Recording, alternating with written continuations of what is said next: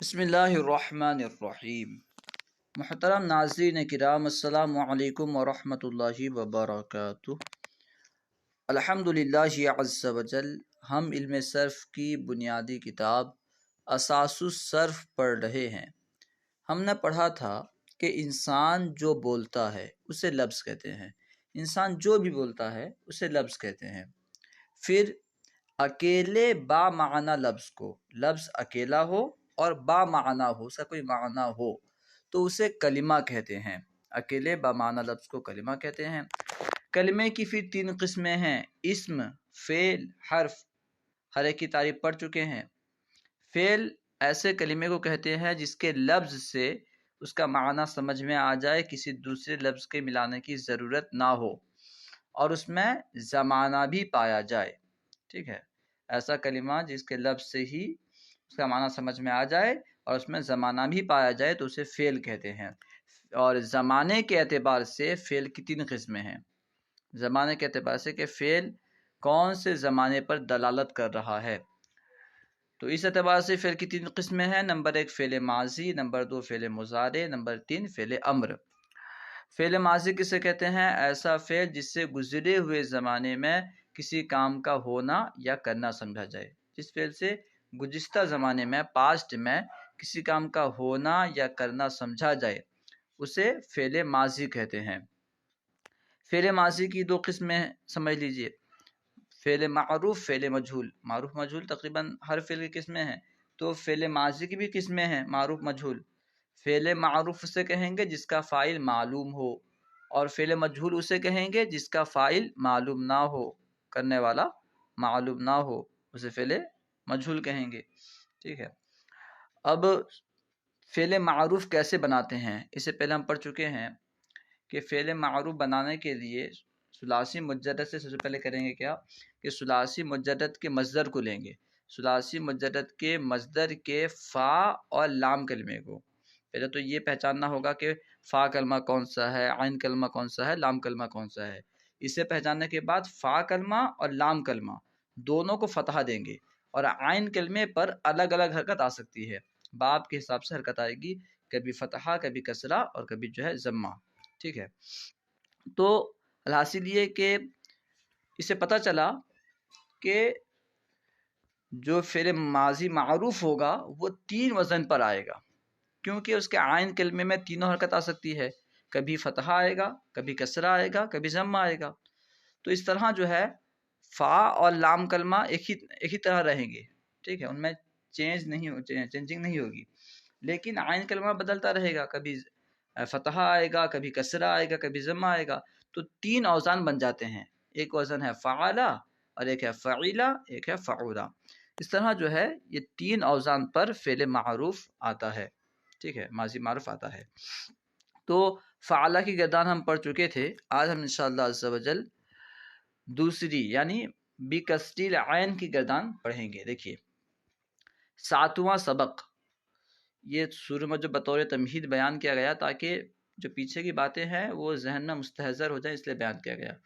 اگر اس سے تکلیف ہوتی ہے تو پھر کمنٹ میں لکھیے، انشاءاللہ عز و جل پیچھے کی باتیں جو ہے چھوڑ دیں گے۔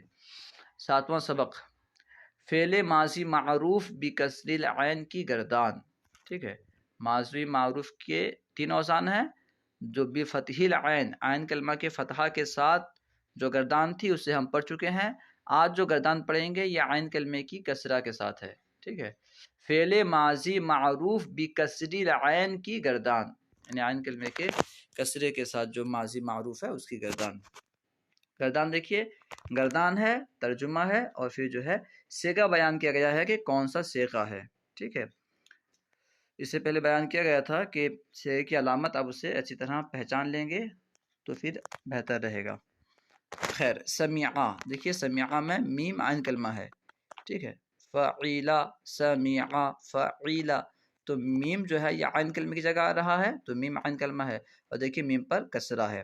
سمیعہ، سنا اس ایک مرد نے، صیغہ واحد مذکر غائب، سمیعہ الف کے ساتھ، سنا ان 2 مردوں نے، صیغہ تثنیہ مذکر غائب، سمیعو، سنا ان سب مردوں نے، صیغہ جمع مذکر غائب، سمیعت، سنا اس ایک عورت نے، صیغہ واحد مؤنث غائب۔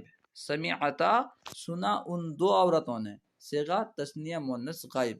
سمعنا سنا ان سب عورتوں نے، صیغہ جمع مؤنث غائب. ٹھیک ہے. اب دیکھیے سمعتا سنا تو ایک مرد نے، صیغہ واحد مذکر حاضر. واحد اس لیے کہ ایک ہے، ٹھیک ہے، مذکر ہے تو اس نے مذکر کہا گیا. حاضر یعنی جو جس سے ہم بات کر رہے ہیں اسے حاضر کہتے ہیں. خیر. سمعتما سنا تم دو مردوں نے، صیغہ تثنیہ مذکر حاضر. سمعتم سنا تم سب مردوں نے، صیغہ جمع مذکر حاضر. سمعتی سنا تو ایک عورت نے، صیغہ واحد مؤنث حاضر. سمعتما سنا تم دو عورتوں نے، صیغہ تثنیہ مؤنث حاضر. سمعتن سنا تم سب عورتوں نے، صیغہ جمع مؤنث حاضر. سمعتو سنا میں نے، چاہے مرد ہو یا عورت. صیغہ واحد متکلم مذکر و مؤنث، مذکر مؤنث دونوں کے لیے استعمال ہوتا ہے. جو متکلم کے صیغے ہوتے ہیں یہ دونوں کے لیے استعمال ہوتے ہیں. سمعنا سنا ہم دو یا سب نے، یعنی ہم دونوں سنا یا ہم سب نے سنا. صیغہ تثنیہ و جمع متکلم، یہ مذکر مؤنث سب کے لیے استعمال ہوتا ہے. ٹھیک ہے.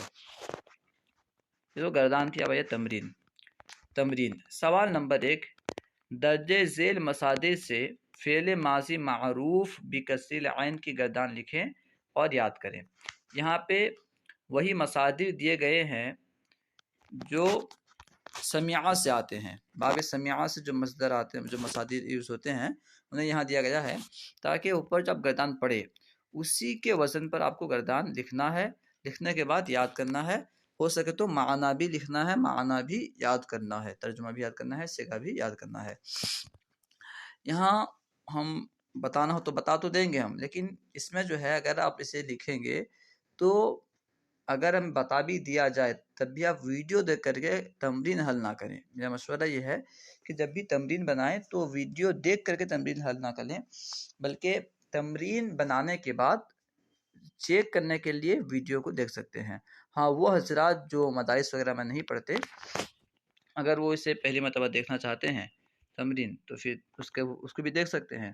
لیکن زیادہ مناسب یہی رہے گا کہ تمرین جو ہے پہلے اسے خود سے کرنے کی کوشش کریں، اس کے بعد پھر ویڈیو دیکھ کر کے چیک کریں کہ ہم نے جو لکھا ہے وہ صحیح ہے یا صحیح نہیں ہے. چیک کرنے کے لیے تمرین کی ویڈیو دیکھیں. ٹھیک ہے. خیر. دیکھیے جیسے دہکن ہے، دہکن کا معنی ہے ہنسنا، تو اسے جو ہے مکسور العین کے وزن پر گردان بنانا ہے. ٹھیک ہے. دحیکا دحیکا دحیکو دحیکت دحیکتا دحیکنا دحیکتا دحیکتم دحیکتما دحیکتم دحیکتی دحیکتما دحیکتنا دحیکتو دحیکنا. ٹھیک ہے. وہ ہنسا وہ ایک مرد، ہنسا وہ دو مرد. ٹھیک ہے. ہنسے وہ سب مرد، ہنسی وہ ایک عورت، ہنسی وہ دو عورتیں، ہنسی وہ سب عورتیں. اس طرح جو ہے ترجمہ بھی آپ لکھ لیں گے. اس کے بعد ہے حمدن تعریف کرنا. اس سے بھی اسی طرح گردان ہوگی. حمیدہ حمیدہ حمیدو حمیدت حمیدتا حمیدنا حمیدتا حمیدتما حمیدتم حمیدتی حمیدتما حمیدتنا حمیدتو حمیدنا. ٹھیک ہے. تو تعریف کیا اسے ایک مرد نے، تعریف کیا ان دو مردوں نے، تعریف کیا وہ ان سب مردوں نے، تعریف کی اسے ایک عورت نے، تعریف کی ان دو عورتوں نے، تعریف کی ان سب عورتوں نے، تعریف کیا تو ایک مرد نے. ٹھیک ہے. اس طرح جو ہے آپ ترجمہ بھی لکھیں گے. اس کے بعد جو ہے خیر ایک منٹ.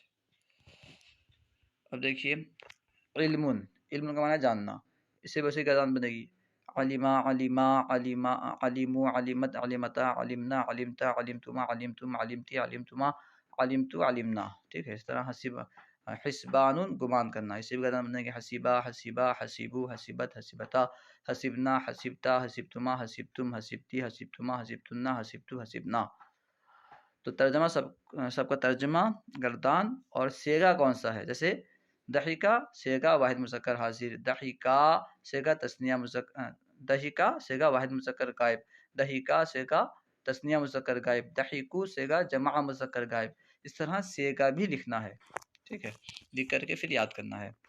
سوال نمبر 2، درجہ ذیل افعال سے صیغوں کی پہچان کر کے صیغے کے مطابق ترجمہ کریں.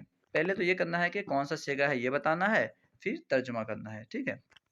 جیسے بخیلہ، بخیلہ کون سا صیغہ ہے؟ واحد مذکر غائب کا صیغہ. یہ تمام جتنے بھی افعال یہاں پہ ذکر کیے گئے ہیں سب کے سب ماضی کے ہیں، لہٰذا یہ کہنے کی ضرورت نہیں ہے کہ فعل ماضی معروف، ٹھیک ہے، مثبت معروف سب کہنے کی کوئی حاجت نہیں ہے، کیونکہ جتنے بھی یہاں پہ افعال ہیں سب کے سب ماضی معروف ہی ہیں، اور ماضی معروف کی ہی بات چل رہی ہے، کوئی دوسرے افعال نہیں ہے کہ ماضی معروف کہا جائے۔